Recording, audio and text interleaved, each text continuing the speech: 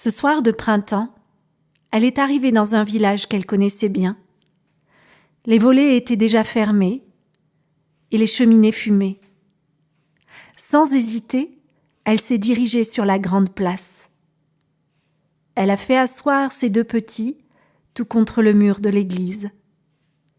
Elle a posé son baluchon, s'est redressée, et puis elle s'est mise à chanter.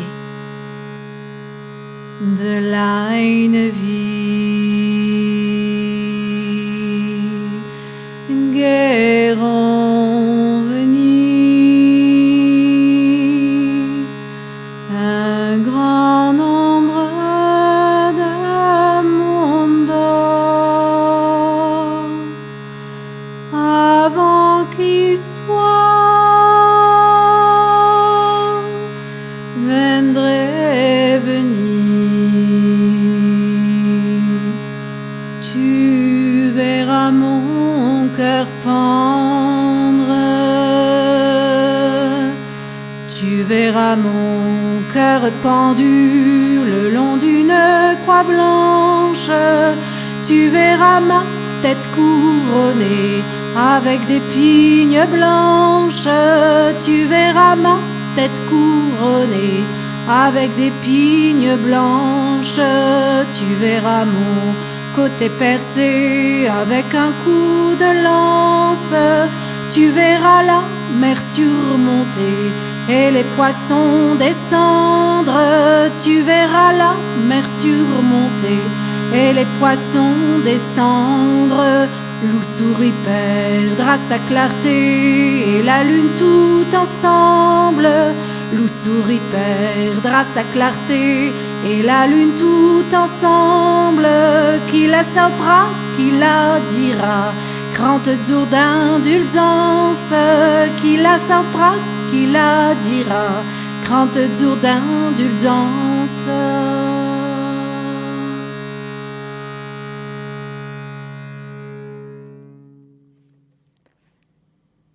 Quand ils l'ont entendu chanter, ils ont ouvert leurs volets.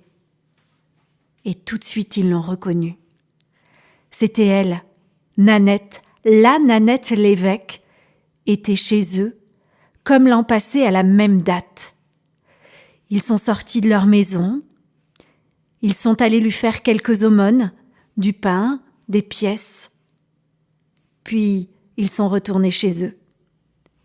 Sauf le forgeron et sa femme. Ils sont allés lui parler et ils l'ont invité à venir passer la soirée chez eux. Sans hésiter, elle a accepté.